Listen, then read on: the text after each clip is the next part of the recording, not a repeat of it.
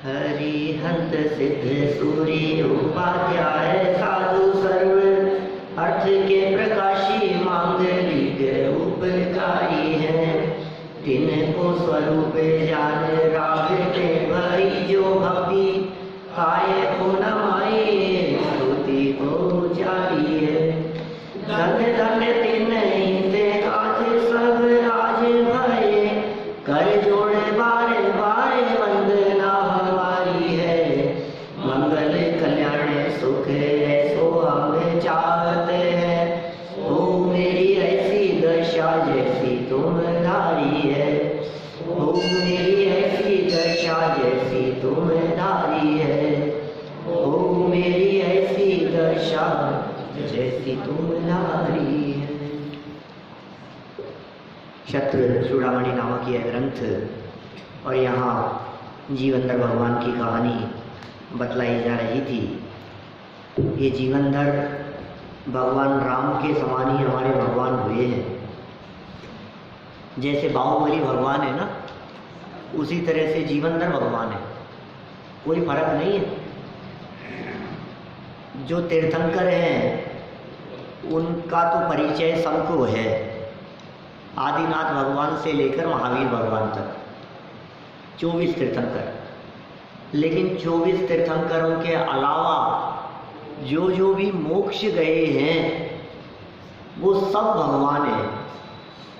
उनमें रामचंद्र जी भी हैं, भरत जी भी हैं, बाहुबली भी हैं, युधिष्ठिर भीम अर्जुन भी हैं, हनुमान जी भी हैं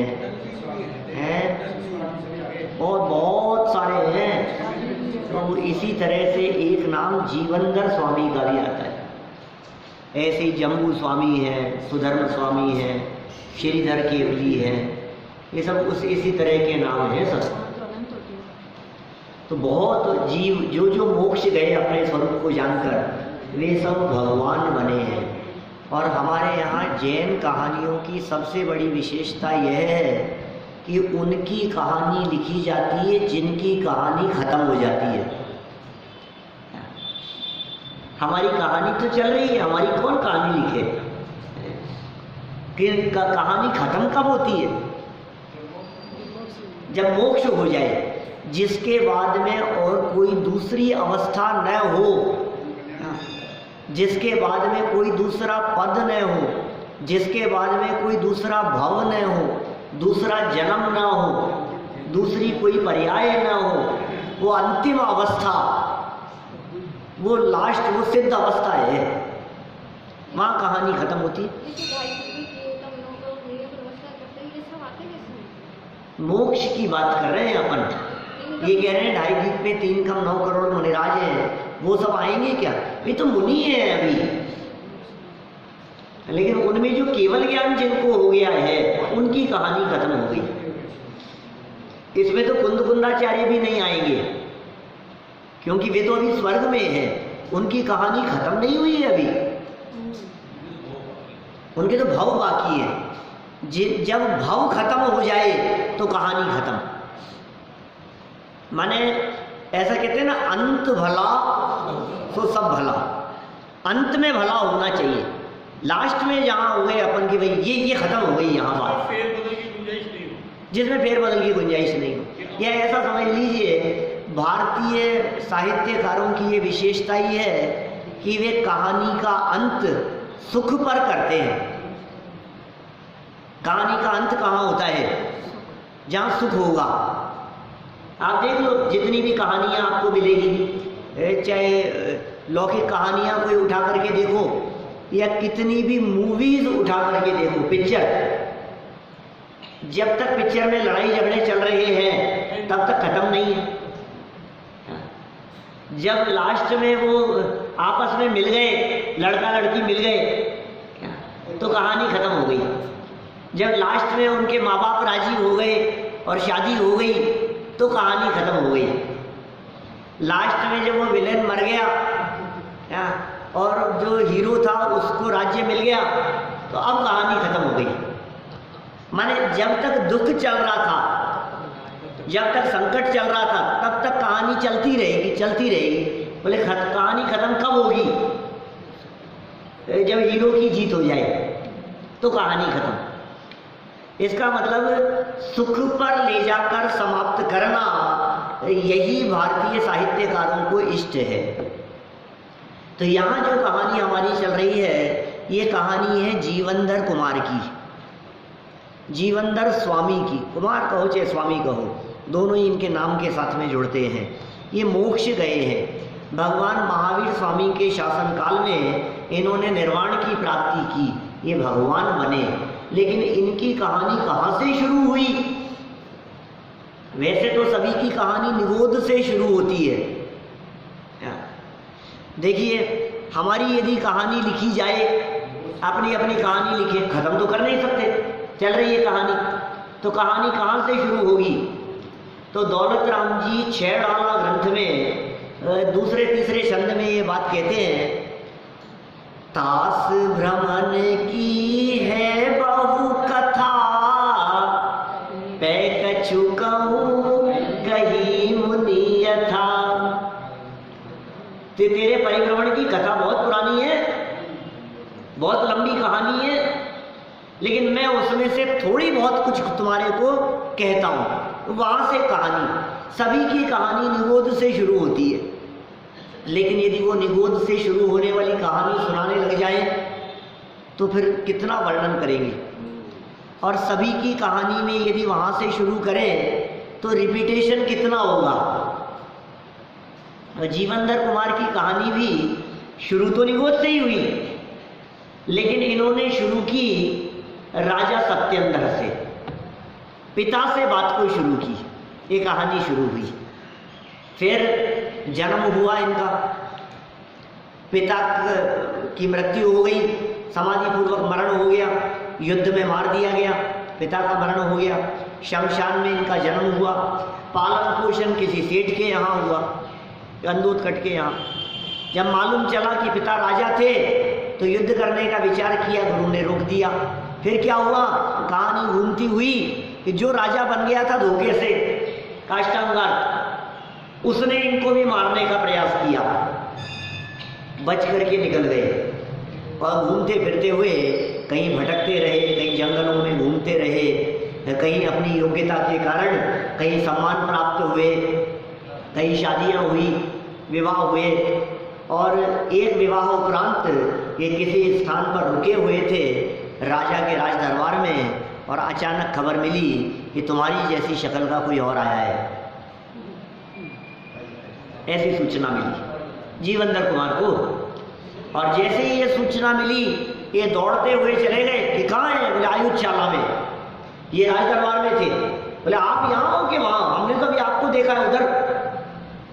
दौड़ते हुए वहाँ पहुँचे तो मालूम चला कि अपना छोटा भाई आया है। एकदम देखते ही विचारों में ये बात आ गई थी कि शायद छोटा भाई आया होगा। दौड़ते हुए वहाँ चले गए, उससे मिले, बहुत खुश हुए, खुशी का ठिकाना नहीं रहा। आपस में चर्चा शुरू की और भाई ये चाहते थे कि मैं किन परिस्थितियों से निकल करके आया हूँ, इस बात का किसी को पता नहीं लगे। जीवनधर कुमार ऐसा सोचते थे, इसलिए उन्होंने भाई से वैसे ही पूछ लिया कि भाई कैसे आना हुआ, तुम्हारे आने के पीछे क्या कारण है? तो देखो क्या कहा। आपस में चर्चा चलने लगी और वो जो इनके छोटे भाई थे जिनका नाम था नंदाढ़, आपस में चर्चा करते हुए उन्होंने भी अपनी बात कही और अपनी दुख भरी दास्तां सुनाने लगे। ये सब चर्चा चलने लगी। देखिए जरा क्या सुना रहे हैं, क्या इनके वार्तालाप चल रहे हैं, चर्चा क्या हो रही है। पेज नंबर 378 से बात को हम आगे बढ़ाते हैं। 14 नंबर का श्लोक है। नंदाढ़ का आत्मघात करने रूप भूतकाल का विचार। ध्यान देना भाई, बहुत महत्वपूर्ण बात है। इसने अपना विचार व्यक्त किया, मैं कितना दुखी था, मैं कितना परेशान था कि मैंने आत्मघात करने का विचार कर लिया था। अब ये बता रहे हैं यहाँ 14 नंबर श्लोक। पूज्य पाद तदास्माकं पापाद्भवति निर्गते मृतकल्पोऽप्यहं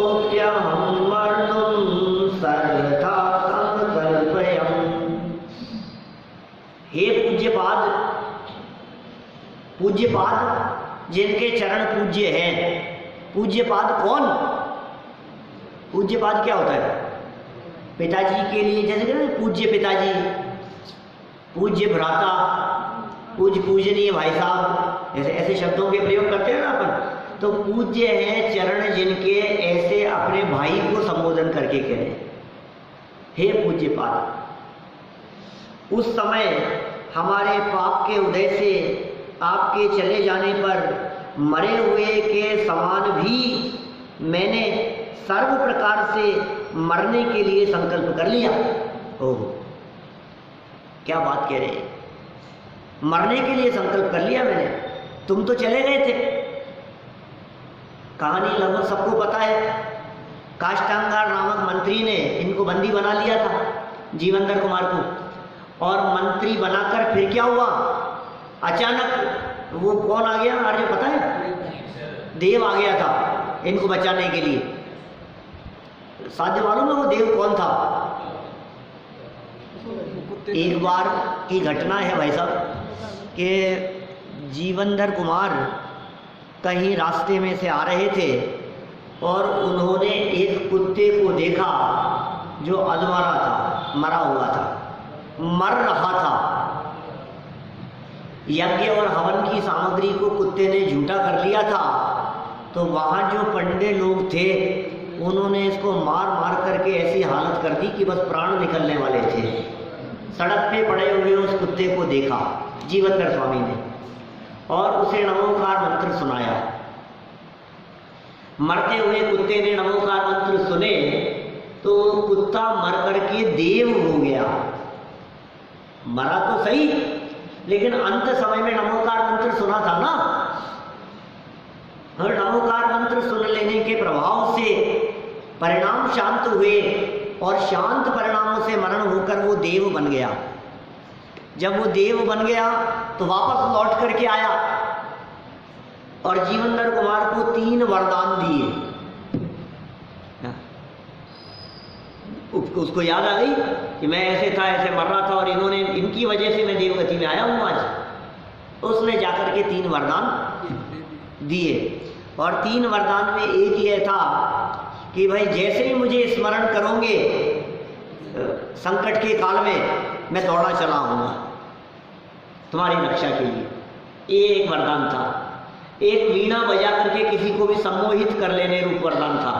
और तीसरा इच्छानुसार रूप बदल लेने का ऐसा वरदान दिया। 3 याद आ गए ना? विष उतारने का, वीणा बजा करके, मंत्र बोल करके जहर उतार लेने का। ठीक है, तो ये 3 वरदान थे।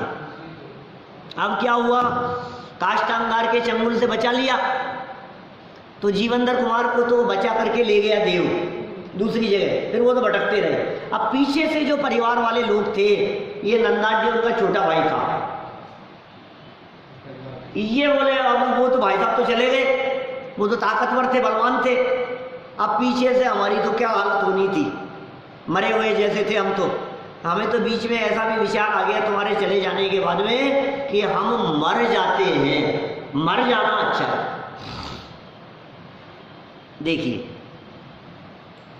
सरल अर्थ, हे पूज्य पाद बंधुवर, जब हमारे पाप के उदय से आपका हमसे वियोग हुआ था तब मैंने अत्यंत दुखी होकर आत्मघात करने का ही निर्णय कर लिया था। मरने का विचार कर लिया था।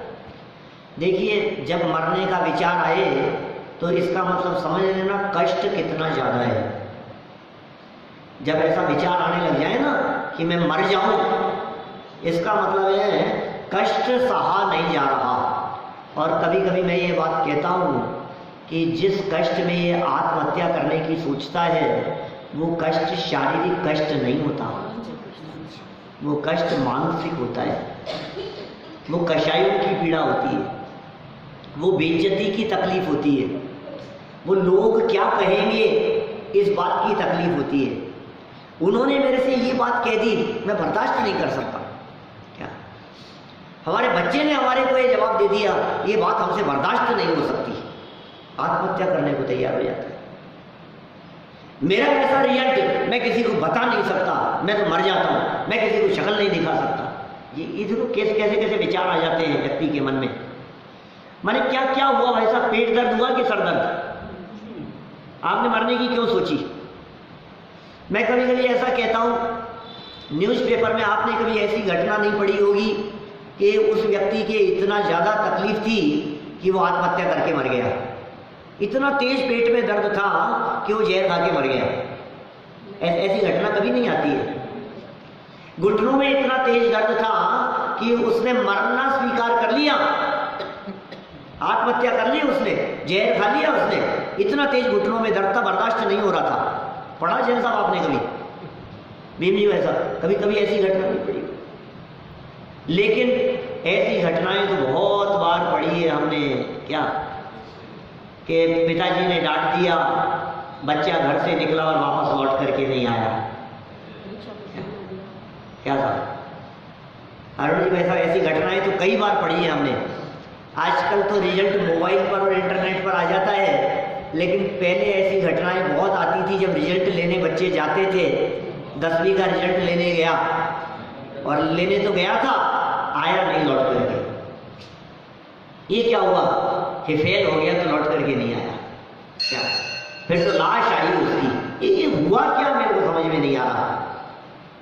ये बेइज्जती का डर, आत्महत्या करने का निर्णय कर लिया। लेकिन सुनो भाई, ये कषायों को जीतने का उपाय, इस संकट को जीतने का उपाय, इस तकलीफ और दुख को जीतने का उपाय आत्मघात नहीं है, आत्म आराधना है। आप यदि इस दुख से बचना चाहते हैं तो आत्मघात करके बच नहीं पाएंगे। आपने क्या सोचा कि मैं मर जाऊं अब तो छुटकारा मिल जाएगा? सुनो सुनो, छुटकारा मिलने वाला नहीं है। क्या आप क्या सोच रहे हो छुटकारा मिल जाएगा? अरे मर के जिस गति में जाएगा अंत तो है नहीं ना। मर करके किसी दूसरी गति में चला गया, तू क्या सोच रहा है छुटकारा मिल गया? वहां जाकर के भुगतना पड़ेगा तुझे। नरक में चला जाएगा, त्रियंच में चला जाएगा, दर दर की ठोकरें खाना पड़ेगा, ये भुगतना पड़ेगा। ये कर्म का फल, ये किसी के इसमें कोई रिश्वत नहीं चलती और चाह करके आप इसका समापन नहीं कर सकते हो। मर गया था मैं तो छुटकारा मिल गया। इतना कर्जा माथे पर था कि आत्महत्या करके मैं तो पीछे छुड़ा लिया मैंने कि सुन अभी तो 2 करोड़ का कर्जा था क्या, और अब जब तेरे को चुकाना पड़ेगा ना तो 2 करोड़ का कर्जा हजारों वर्षों बाद में क्या 2000 करोड़ 2 लाख करोड़ में जाकर के चुकाना पड़ेगा। अब बोल क्या करना है? ब्याज से ही चुकाना पड़ेगा। मैं क्या करूं साहब, मांगने वाले पीछा नहीं छोड़ रहे थे, अब मैं तो मर गया। तू क्या सोच रहा है? तो पीछे छूट जाएगा। अभी नहीं चुकाएगा तो कभी चुकाएगा, चुकाना तो पड़ेगा। बिना चुकाए पार नहीं पड़ती है यहाँ, ये बैलेंस तो चुकाना ही पड़ता है। इसलिए अच्छा ये कि शांति से बात करके बात को निपटा ले, दिन रात मेहनत करके चुका ले। समझ में आ रही है बात? कुछ नौकरी कर ले, 1000 रुपया चुका, लेकिन सामने वाले व्यक्ति को कह मैं बेईमानी नहीं ईमानदारी से मेहनत करके तुम्हारा पैसा चुकाऊंगा। समय लगेगा, हो सकता है 2 साल लगे, 5 साल लगे, 1000 रुपया महीना दूंगा तुम्हारे को, 10 साल लगे, ज्यादा आ जाएगा तो ज्यादा दूंगा, लेकिन आत्महत्या नहीं करनी। माने ये कह रहे हैं, यहाँ पर विचार आ गया। टोडरमल जी ने ऐसा लिखा, कषायों की पीड़ा सही नहीं जाती, इसलिए जीव आत्महत्या करके भी सुखी होना चाहता है। आ जाता है इस तरह का विचार। महासंकट के काल में कितने ही लोग ऐसे होते हैं जिन्हें ऐसा विचार आता है कि यार मैं मर जाऊं, ऐसी जिंदगी है तो मर जाना अच्छा है। मास्टर साहब कभी विचार आया आपको ऐसा? बताना, आया तो कभी तो? आपकी मौन मुद्राएं दिखा रही है कि क्या क्या जवाब दूं? बोलो। नहीं नहीं ऐसी तो कोई बात नहीं है, मैं तो विचार की कह रहा हूं, प्रयास की नहीं कह रहा। क्या ऐसा रिजल्ट खराब हो जाए? अरे बच्चे जब उल्टा सीधा कहते, हेडमास्टर थे स्कूल में, क्या बच्चे जब उल्टा सीधा सामने जवाब देने विचार आ जाता है ऐसा कि यार कि मैं कहाँ फंस गया, एक कौन सी जगह पर आ गया हो गए। जब ट्रांसफर नहीं होता है, जब किसी ऐसे गांव में फंस जाते हैं, कभी ऐसी जगह पर, ये मैं तो क्या करूं समझ में नहीं आ रहा है, क्या मर जाऊं क्या? बोलो, इतना बड़ा संकट दिखाई देता है। लेकिन सुनो भाई, ये कह रहे हैं अब इसने क्या किया और बातें क्या हुई, देखो आगे। जब मनुष्य, विशेष अर्थ में कह रहे हैं, जब मनुष्य कषाय अथवा नौ कषाय के वशीभूत होकर अत्यंत दुखी होता है, कषाय के वशीभूत होकर गुस्से में आकर के आत्महत्या कर ली, अभिमान को ठेस पहुंची तो मर गया, मायाचारी की थी और छल प्रकट होने की संभावना दिखी तो मरने का विचार आ गया, लोभ की पूर्ति नहीं हुई और लोभ में ये मर गया है, प्राणांत हो गए इसके। ये ऐसे भी देखा जाता है बहुत, ये मार्केट डाउन होता है, एकदम कर्जे में डूब जाता है व्यक्ति, मर जाता है। ये कैसी कैसी घटनाएं घटती है हिंदुस्तान में, आप उदाहरण तलाशने जाओगे तो आपको हजारों प्रकार के उदाहरण मिल जाएंगे। लेकिन उन सबके पीछे कारण यदि देखोगे तो क्रोध, मान, माया, लोभ, चार तो मुख्य। फिर इसके बाद में कह दिया नौ कषाय, हाथ से रति अरति शोक भय जुगुप्सा, स्त्री वेद, पुरुष वेद, नपुंसक वेद, वेद कषाय। ये देखिए, जब मनुष्य कषाय अथवा नौ कषाय के वशीभूत होकर अत्यंत दुखी होता है, दुखी नहीं अत्यंत दुखी होता है, तब किम कर्तव्य विमूढ़ होकर आत्मघात करने का विचार करता है। किम कर्तव्य विमूढ़ जानते हैं, हिंदी का शब्द है क्या? किम माने क्या? किम कर्तव्य विमूढ़, किम माने क्या, कर्तव्य माने करने योग्य, विमूढ़ माने नहीं समझ में आ रहा, मैं क्या करूं मुझे कुछ समझ में नहीं आ रहा है, इसका नाम है किम कर्तव्य विमूढ़। किम कर्तव्य विमूढ़ मतलब कुछ समझ में नहीं आ रहा, मैं क्या करूं, मेरा दिमाग काम नहीं कर रहा है, मर जाऊं मैं तो, कुछ नहीं सूझा तो आत्महत्या। तो जब तेरे को कुछ नहीं सूझ रहा था तो आत्महत्या की क्यों सूझी तुझे? जब तुझे कुछ नहीं सूझ रहा था तो तुझे तेरे गुरु याद नहीं आए? जब तुझे कुछ नहीं सूझ रहा था तो मुझे किसी से इस संबंध में सलाह लेनी चाहिए, ये विचार नहीं आया कि मरने का ये विचार आया? मैं इतनी बड़ी समस्या में, इसलिए देखो पीछे जिन श्लोकों में इस तरह की बात कही थी कि जीवन में एक गुरु होना बहुत जरूरी है। कोई ना कोई ऐसा गुरु होना चाहिए आपके जीवन में जो आपको सही गाइडलाइन दे सके, जो आपका दिशा निर्देश कर सके, जिसके ऊपर आपको भरोसा हो, जिसके प्रति आप इतने 100% समर्पित हो कि ये मुझे गलत राय नहीं देंगे, मैं जब कभी भी किसी संकट में फंस जाऊं तो मुझे इनकी सलाह की जरूरत है। अपने सारे जीवन का कच्चा चिट्ठा आप जिनके पास में खोल करके बता सकें, जिनसे सलाह लेने के लिए, ऐसे गुरु आपके जीवन में होने चाहिए।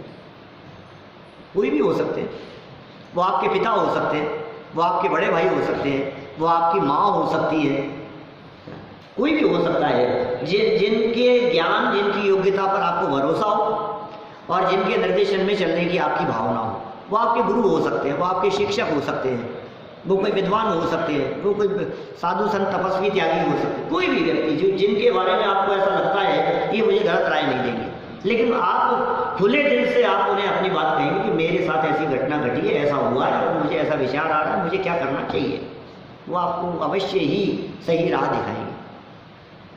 नहीं तो किम कर्तव्य विमूढ़ तो आप पहले ही हो गए, अंधा तो पहले ही हो गया, अब क्या करेगा बताओ? जो व्यक्ति अंधा हो गया, जिसे नहीं दिखाई दे रहा है, अब क्या करना है कि तुझे नहीं दिख रहा है, अब तू जो भी डिसीजन लेगा ना वो क्या लेगा, तुझे तो दिखाई नहीं दे रहा है, तो कम से कम जिसे दिखाई दे रहा है उससे सलाह ले ले। समझ में आ रही है? मेरे पता नहीं, मुझे याद नहीं आ रहा, लेकिन कुछ याद आ रहा है, मैं कुछ समझ में नहीं आ रहा मुझे क्या याद आ रहा है, लेकिन ऐसी कुछ घटना कुछ याद आ रही है, पता नहीं इसकी थी, जीवेंद्र कुमार की थी कि कहीं कोई पुरानी कोई घटना थी कि कहीं किसी ने कुछ सुनाई थी, लेकिन वो याद नहीं आ रही है। मैं ये कह रहा हूँ, मुझे कुछ ऐसी धुंधली से स्मृति पटल पर कुछ ऐसा आ रहा है कि कुछ वो ऐसी कुछ, देखो शायद आप लोगों को कोई ऐसी कोई घटना याद आए जिसमें कुछ ऐसा हुआ, क्या बताऊँ कैसा हुआ, वो भी कुछ नहीं आ रहा है ध्यान में। माने बड़े संकट में फंस गए, फिर वो उसने किसी सही व्यक्ति की सलाह ली, फिर सलाह लेते समय मतलब वो उसने समझदारी का परिचय दिया। किसी महापुरुष की घटना भी हो सकती है, हो सकता है अब्दुल कलाम के जीवन का हो, किसी ऐसे महापुरुष के जीवन की कुछ घटना हो सकती है जिसमें उन्होंने ये कहा कि ऐसा निर्णय लिया कि अब ऐसी परिस्थिति में मैं निर्णय नहीं ले पा रहा हूँ क्योंकि मेरा दिमाग काम नहीं कर रहा है और मैं ऐसी बुद्धि की हालत में निर्णय स्वयं लेना नहीं चाहता, इसलिए मैं आपकी शरण में आया हूँ कि आप मुझे कोई सही सलाह दीजिए। ऐसी कोई घटना इससे रिलेटेड कुछ मुझे पता नहीं, कुछ ऐसा कुछ ख्याल आ रहा है कि कोई ऐसी इस तरह की घटना, शायद ऐसा भी हो सकता है कि सत्येंद्र के साथ घटी थी क्या कोई घटना ऐसी? कोई ऐसी तो नहीं थी कुछ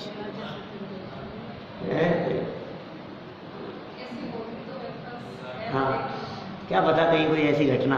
लेकिन आप समझ रहे हैं ना, माने जब आपका दिमाग काम नहीं करे तो समझदार आदमी क्या करता है कि मेरी समझ काम नहीं कर रही है इस परिस्थिति में, तो आप निर्णय नहीं ले रहे। माने नीतिकारों ने कही होगी कोई इस तरह की बात।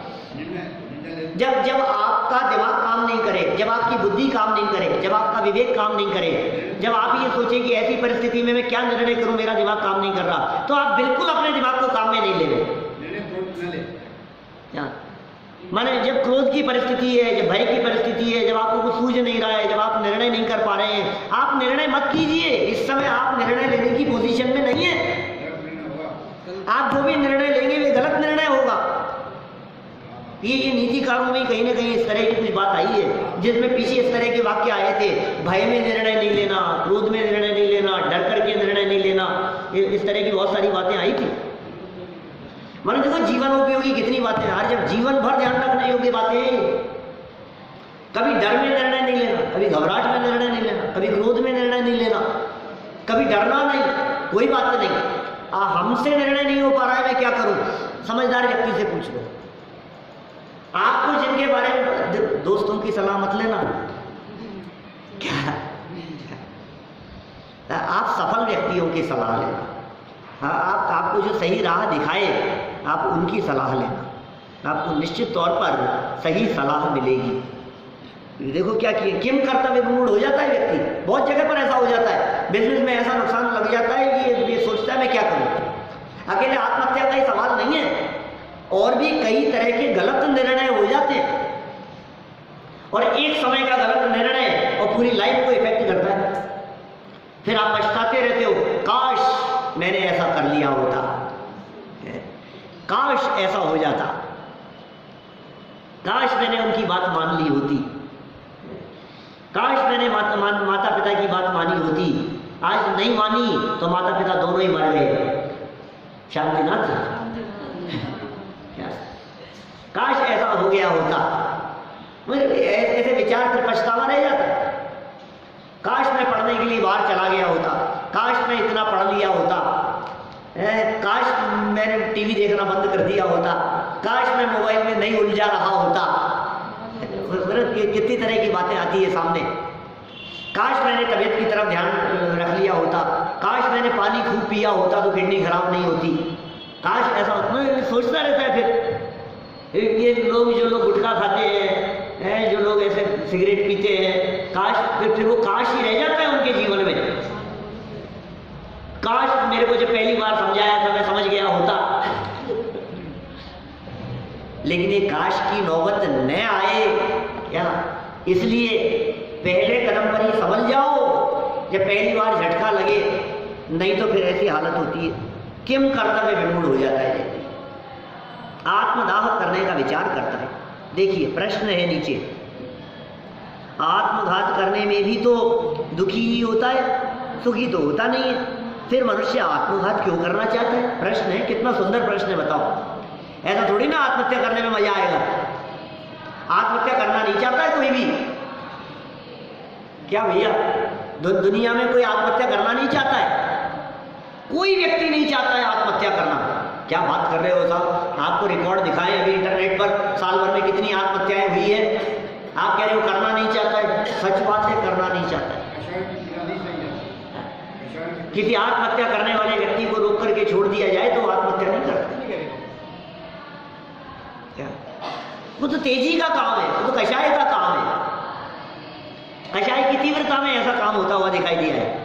वो कौन चाहता है? मास्टर साहब ने फिर मन में आया ऐसा, लेकिन प्रयास नहीं किया कभी। और प्रयास करने के कहीं किया भी हो, आज यहाँ सामने बैठे हुए हैं, तो इसका मतलब परिणाम समझ गए तो बच गए। उसमें क्या है? ऐसा ऐसा होता ही है ना, उसमें क्या है? ये कितनी बार ऐसा कर, बहुत हिम्मत चाहिए, साधारण काम नहीं है। माने यदि किसी मरने वाले व्यक्ति को रोक लिया जाए, जैसा मैं सुनाता हूं कई बार, एक व्यक्ति कुएं में कूद रहा था, ऊंचे कुएं पर यहाँ, और मैं पानी भरने गया हुआ था, क्या दौड़ता हुआ आया और आकर के उसने ऊपर चढ़ गया तो कूदने के लिए, तुरंत हाथ पकड़ करके मैंने रोक दिया उसको। ये क्या कर रहा है भैया? छोड़ो मेरे को, मर जाने दो, मर जाने दो मेरे को। क्या हुआ झावड़ा जी? फिर मरने नहीं दिया मैंने उसको। मैंने सुन, तू पहले मेरी बात सुन, 2 मिनट के लिए सुन, मर जाने दो मेरे को, मर जाना है मेरे को, रोको मत मेरे को। तू मेरे बता हुआ क्या है, घटना बदला, तू ये बता तेरे साथ परिस्थिति क्या बनी है, तू मरना क्यों चाहता है? मैं पूरी बात सुना दी, मेरे साथ ऐसा ऐसा हो गया है, इतनी बड़ी घटना मेरे साथ में घटी, हमने उसका हाथ छोड़ दिया। मैंने कहा यार घटना तो बहुत खतरनाक घटी है तेरे साथ में, तू तो मर ही जा।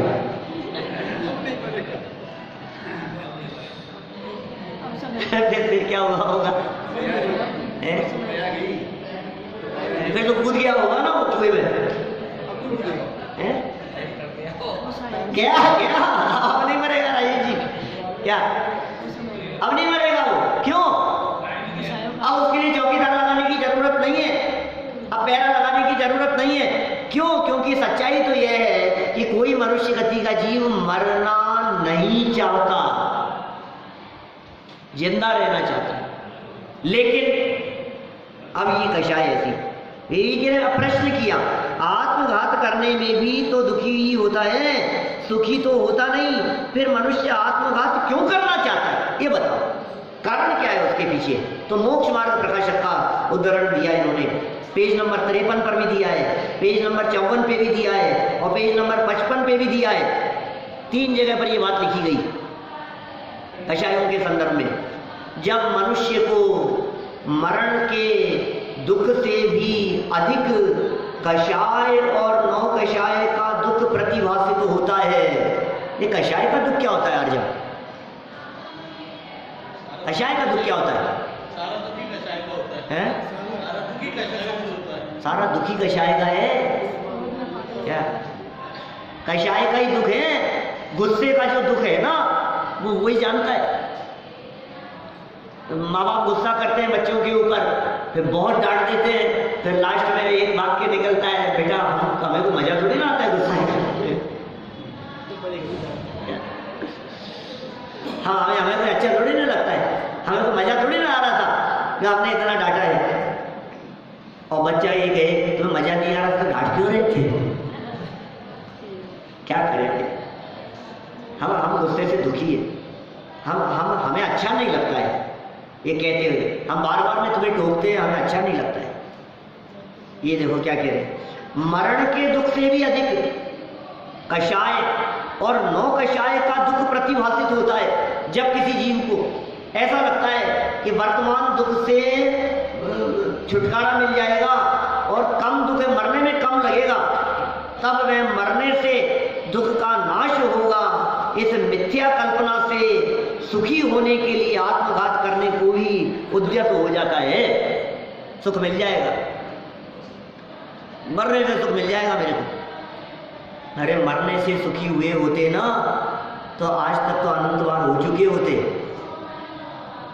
क्योंकि मरे अनंत बार बिन समझे, बिना समझे अनंत बार मरे हम, हर क्षण मरते ही तो रहे हैं। आयु पूरी किसकी नहीं हुई है बताओ? दुनिया में है कोई ऐसा अमर व्यक्ति जो आपको दिखाई देता हो जिसका मरण नहीं हुआ हो? है कोई ऐसे व्यक्ति जिनको आप जानते हो जो 150 साल से जिंदा हो यहाँ? है कहीं ना कहीं से तो आए ही है ना।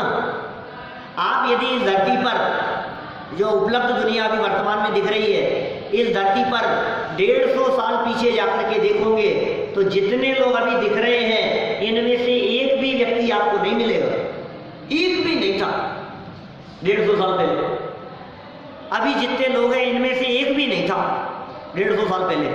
और ये साहब पूरी दुनिया खाली थी, दुनिया खाली नहीं थी क्या? मरते रहते हैं, जन्मते रहते हैं, ऐसा ही स्वरूप चलता रहता है। हमने जन्म मरण कम किए हैं क्या पिछले भावों में? करते ही रहे, अनादि काल से जन्म मरण ही तो करते रहे हैं। इसलिए भाई पीछा नहीं छूटेगा ये जन्म मरण से। क्या खूब आंसू आए हमने, खूब बार मरे, लेकिन अब मरना नहीं पड़े ऐसा कोई उपाय करने का अवसर आ गया है। अब नहीं मरेंगे, नहीं मरेंगे, क्या बात कर रहे हो आप नहीं मरेंगे? ऐसा भी हो जाएगा, हो सकता है, ऐसा भी हो सकता है कि आप ना मरे। देखो जरा क्या हो सकता है। एक तो इन्होंने कह दिया यहाँ सुखी होने के लिए आत्मघात करने को भी उद्यत हो जाता है, सुखी होने के लिए। फिर प्रश्न उठाया, आत्मघाती महापापी ऐसा क्यों कहते हैं? बोलो, आत्मघाती महापापी ऐसा क्यों कहते हैं? देखो विषय बहुत मार्मिक चल रहा है, चर्चा तो ऐसी है कि 2-3 दिन लगातार की जाए। क्या गंभीरता भी इतनी है, कषायों की पीड़ा के स्वरूप को भी खोल करके समझाया जाए क्या? लेकिन मैं ये वाक्य इसलिए कह रहा हूँ कि ये आज ही खत्म कर देते हैं इसको।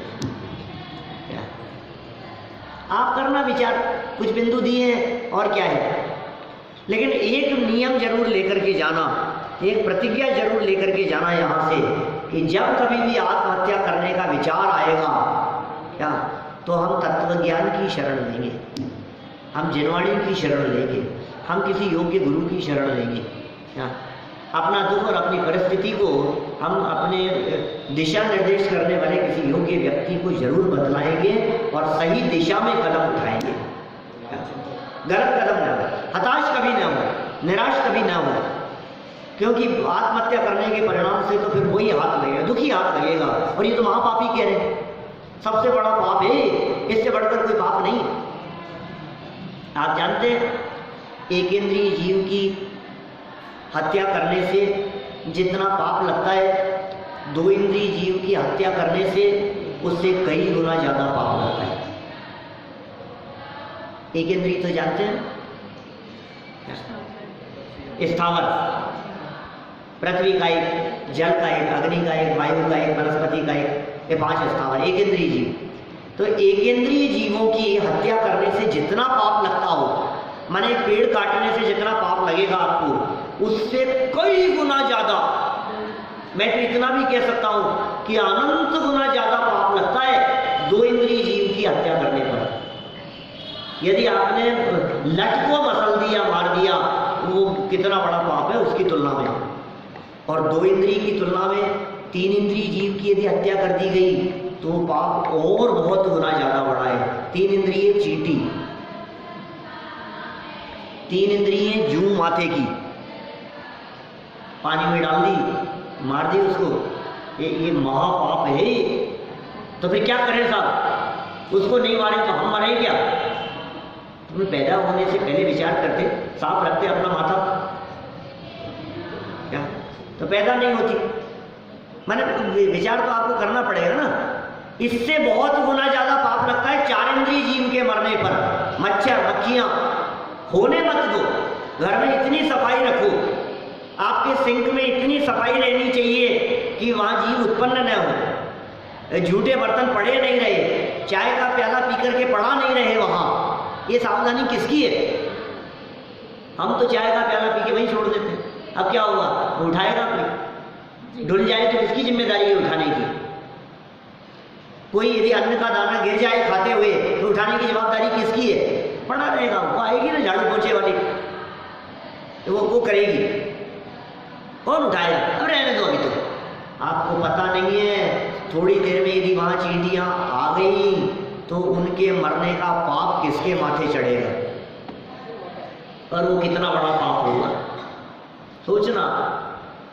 कि नहीं साहब आती नहीं है हमारे यहाँ चीटियाँ, ऐसे तो चीटियाँ हटियाँ कुछ आती नहीं, क्या हो गया कि सुनो, आए चाहे नहीं आए, नहीं आने पर भी उनके मारने का पाप आपको लग रहा है, क्योंकि आप प्रमादी हैं, आप आलसी हैं, आप असावधानी पूर्वक क्रिया कर रहे हैं। अभिरमण क्या, अभिरमण का पाप लग रहा है, आप सावधान नहीं है। चार इंद्रिय जीव और संकल्प पूर्वक मार देवे, उसकी तो बात ही क्या।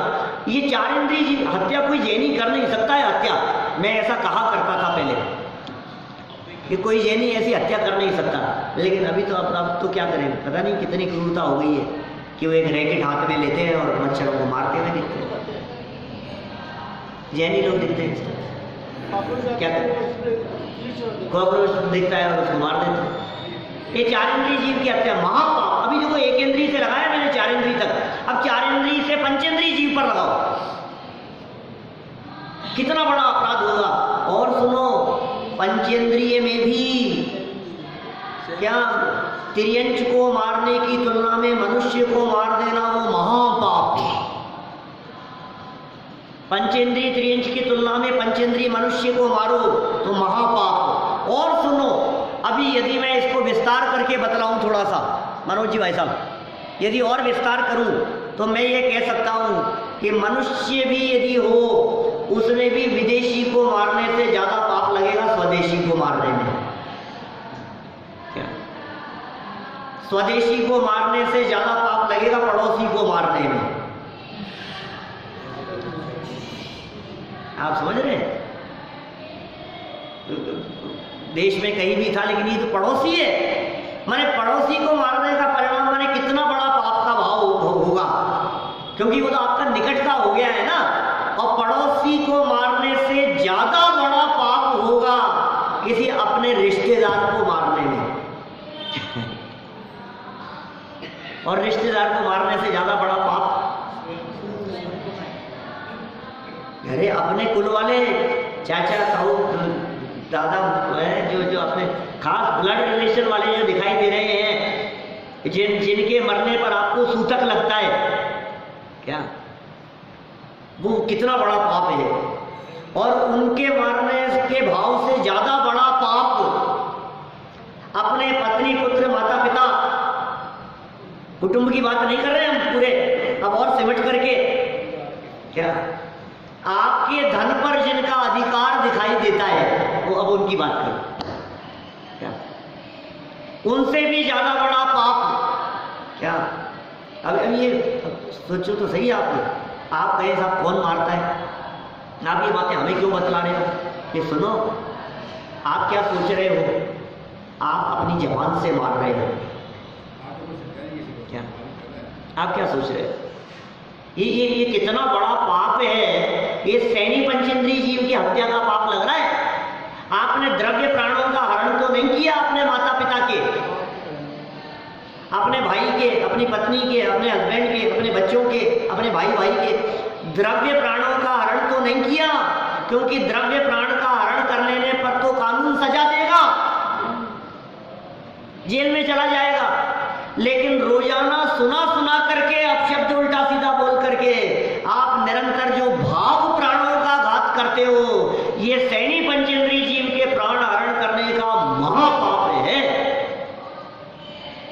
कितना बड़ा पाप है, अभी हमें अंदाजा ही नहीं है। हमें चींटी मर जाए हमारे हाथ से तो हमें बहुत बड़ा पाप दिखाई देता है, और हमने अपशब्द एक दूसरे को कह दिए, कुछ भी उल्टा सीधा बोल दिया, सुना दिया, जिसके कारण 2-4 दिन बोलचाल बंद हो गई, तो हमें कुछ लगता ही नहीं कि इसमें क्या हो गया। ये तो रोज की आदत है हमारी। क्या भाई साहब, ये बहुत खतरनाक चीज है। आप समझो ये कितना बड़ा पाप है। आद्य समझ में आ रही है क्या बात? क्या दीदी का दिल दुखाना कितना बड़ा पाप है, वो समझा रहा हूं क्या। माने ये जो सैनी पंचेंद्रिय जीव के जो भाव प्राणों का घात हुआ, ये बहुत बड़ा पाप है। अभी और आगे चलो, अभी इससे भी बड़ा कोई पाप हो सकता है क्या? क्या बोले, दूसरों को दुखी करना यदि बहुत बड़ा पाप हो गया अपने परिवार वालों को, तो स्वयं अपने आप को मरने का भाव आ जाए, ये कितना बड़ा पाप होगा। ये आत्मघात को महापाप कह करके पुकारा है, आत्मघाती महापापी। मरने का विचार आने का मतलब जानते हैं आप, ये कितनी बड़ी चीज है।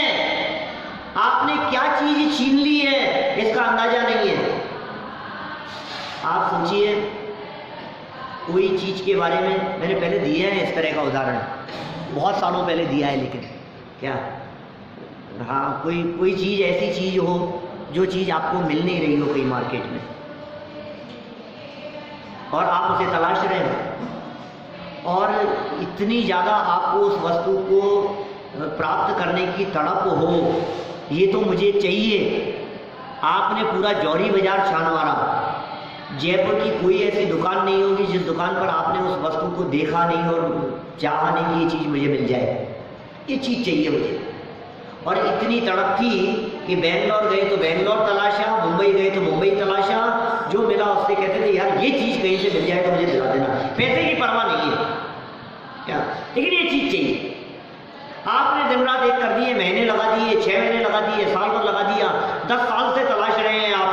लंदन गए तो वहाँ पूछा, और अमेरिका गए तो वहाँ पूछा, और कहीं, और एक जगह पर आपको किस्मत की बात है कि 15 साल से तलाश करते हुए आज वो चीज़ आपको मिल गई, वो चीज़ मिल गई आपको। कितनी कीमत। और सुनो, जहाँ मिली है ना, उसने कहा कि एक ही पीस है, ये दोबारा मिलेगा नहीं। कीमत कितनी दे सकते हो कि जितनी मुंह से मांगो आप, जितना तुम्हारी जबान से निकल जाए उतनी कीमत देने को तैयार है।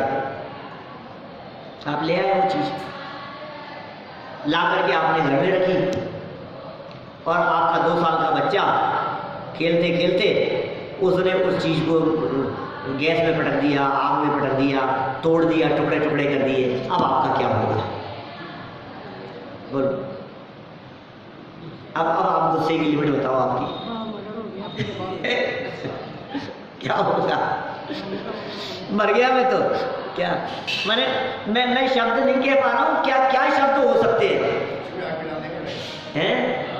इतना गुस्सा आए बच्चे को उठा करके आग में डाल देंगे, ये क्या कर दिया है? ये कितना बड़ा काम हो गया है। अब सुनो, अब इस बात को यहाँ लगाओ, ये जो मनुष्य जीवन मिला है ना, ये कितने समय की तपस्या के बाद मिला है। कितने जन्मों से मनुष्य जन्म प्राप्त करने की तड़प के बाद मिला है, कितने भव बिता देने के बाद मिला है, कितना काल बिता देने के बाद मिला है ये मनुष्य जीवन। और यदि ये मनुष्य जीवन हमने यूं खो दिया, मर गए, छीन लिया, तो ये कितना बड़ा पाप होगा। हम सोचो आप जरा। इसलिए यहाँ कह रहे हैं कि आत्मघाती महापापी, ऐसा लिखा है। इसलिए भाई, दुख से बचने का उपाय आत्मघात नहीं, आत्म आराधना है। सुखी होने के लिए आत्म आराधना करो, सुखी होने के लिए अपने स्वरूप को जानो, अपने स्वरूप को पहचानो, अपने स्वरूप को समझो, अपने में समा जाओ, तुम भगवान बन जाओगे, तुम परमात्मा बन जाओगे।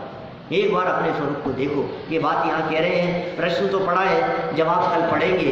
कुछ बातें कही है, विचार करना, चिंतन करना और जीवन में उतारने का प्रयास करना।